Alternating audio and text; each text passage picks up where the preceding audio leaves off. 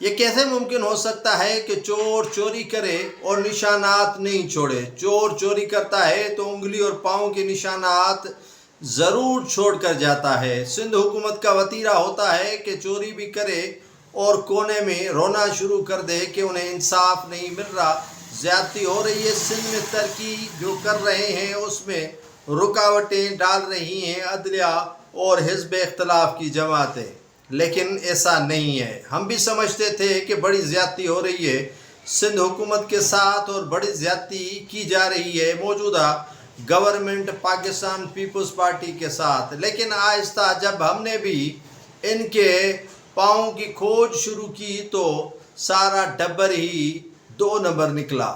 جی ناظرین، اگر آپ نے چینل کو سبسکرائب نہیں کیا تو سبسکرائب کریں، بیل آئیکن کے بٹن کو دبائیں، شیئر کریں، کمنٹس دیں، اپنی رائے سے مجھے ضرور آگاہ کریں۔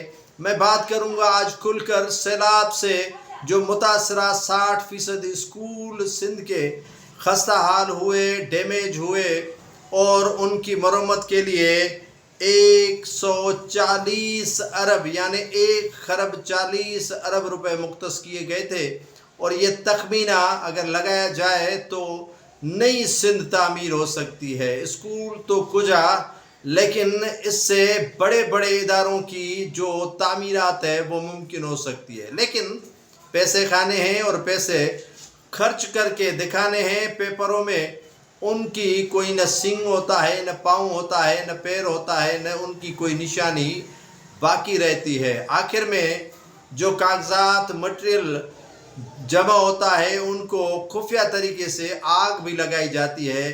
نہ بجے گا بانس نہ بجے گی بانسری، یہ سلسلہ سندھ میں جاری و ساری رہتا آیا ہے۔ اب گفتگو ہوگی کہ سندھ میں کتنے اسکول ڈیمیج ہوئے 2022 کے سیلاب میں اور کس طرح ان کے مرمت کا ٹھیکہ من پسند ٹھیکیداروں کو دیا گیا۔ اب حکومت نے چالاکی کیا کی کہ سیلاب متاثرہ جو لوگ تھے ان کے گھروں کی تعمیرات کے لیے 3 لاکھ روپے مختص کیے گئے کہ آپ ایک کمرہ بنائیں۔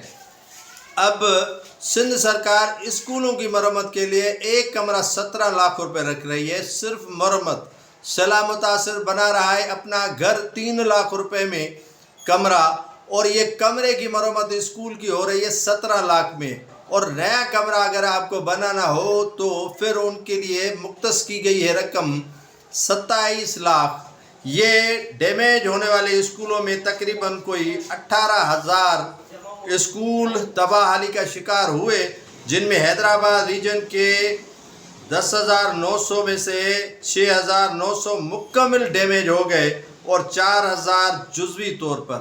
میرپور خاص ڈویژن میں 7200 اسکول جو ہیں وہ موجود ہیں، اور ان میں سے 3,000 مکمل طور پر ڈیمیج ہو گئے اور 4,200 جزوی طور پر ڈیمیج ہوئے۔ اسکولوں کے لیے ان کی جو تعداد ہے 9,433 ہے۔ لاڑکانہ ریجن جو ہے وہ پیپلز پارٹی کا مرکز ہے، اس میں 3200 اسکول بارش کے سیلاب سے متاثر ہوئے، 700 مکمل طور پر تباہ ہوئے اور 2500 جزوی طور پر جو ہے وہ تباہ ہوئے اور متاثر ہوئے۔ لاڑکانہ میں کل تعداد سرکاری اسکولوں کی 7,662 اسکول ہے۔ بے نظیر آباد یعنی آصف علی زرداری کا ضلع، وہاں پر 1400 سرکاری اسکول متاثر ہوئے، 400 مکمل طور پر تباہ ہوئے، 1,000 جزوی طور پر متاثر ہوا۔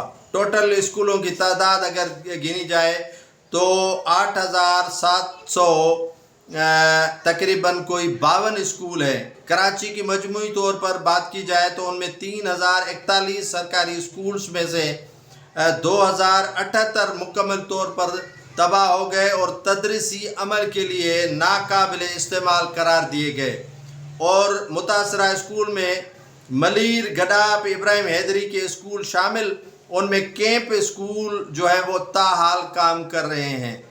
سندھ میں سب سے جو ڈیمیج ہوا ہے وہ سکھر ریجن ہوا ہے، ان میں متاثر ہونے والے اسکولوں میں سے 4,000 جو ہے وہ اسکول ہوئے ہیں، جن میں 1,500 مکمل طور پر تباہ ہوئے ہیں اور 3,000 جزوی طور پر تباہ ہوئے ہیں، جن کی یہ ٹوٹل تعداد اگر کی جائے گی تو 49,400 46 इमारतों में से 29,278 इमारतें सैलाब से मुतासर हुई हैं।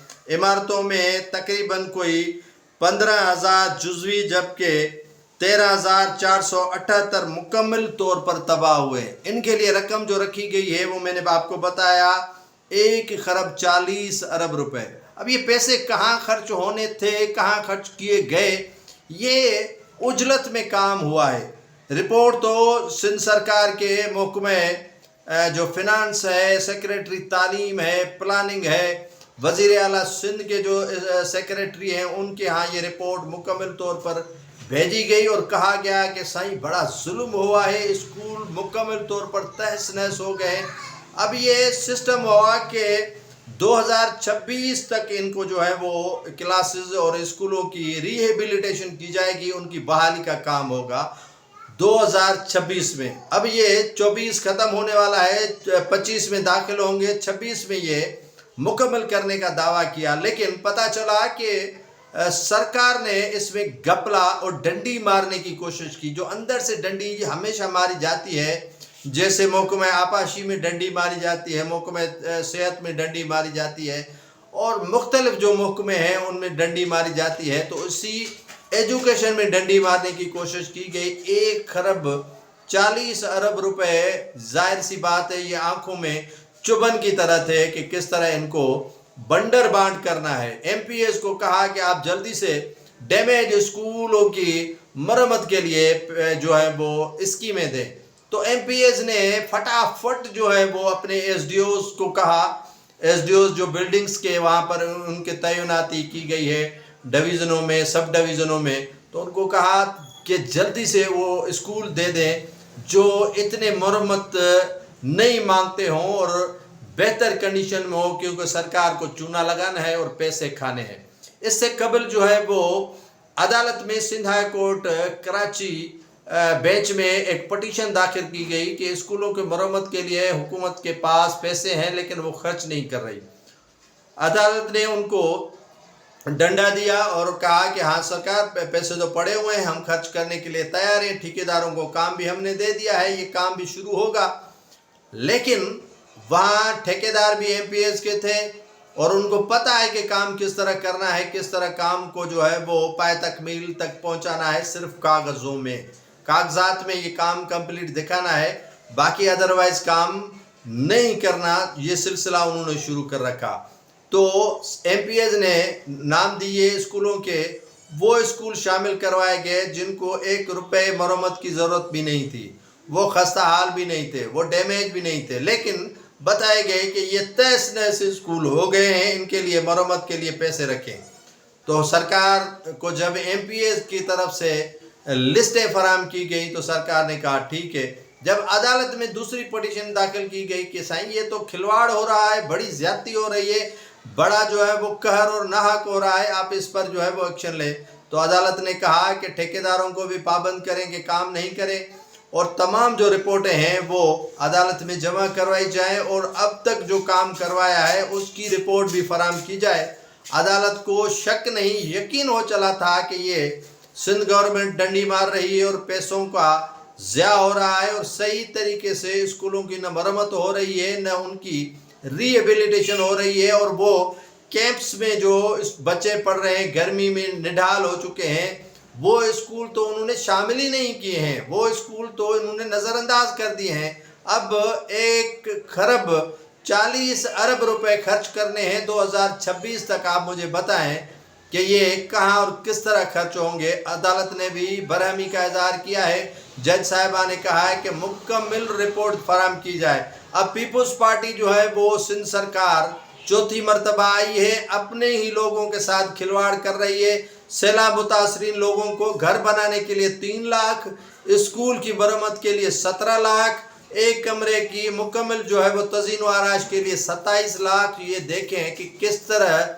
फारजरी हो रही है, किस तरह ज़्यादती हो रही है, किस तरह खिलवाड़ कर रहे हैं और कहते हैं कि हमारे साथ अदालतें ज़्यादती कर रही हैं, हमारे साथ अदालतें खिलवाड़ कर रही हैं। यकीन माने कि सिंध के तमाम जो स्कूल्स ताहाल खस्ता हाल हैं। बिलावल भुट्टो जरदारी 2024 کے الیکشن میں لاڑکانہ کے ہاں ووٹ کا اندراج کرنے کے لیے گئے تھے، اندراج نہیں، کاسٹ کرنے کے لیے گئے تھے، تو وہاں کسی نے ان کو کہا کہ بلال صاحب اسکول کی حالت تو دیکھیں، آپ چوتھی بار جو ہے وہ اقتدار میں آنے والے ہیں اور اقتدار آپ کے کا منتظر ہے، لیکن یہ اسکول کا حال دیکھیں۔ تو بلال بھٹو نے کہا کہ میں وعدہ کرتا ہوں اسکولوں کی تعمیر تزئین و آرائش بہتر انداز میں ہوگی اور خوبصورت جو ہے وہ آپ کو تعمیرات کروا کر اسکول دیں گے۔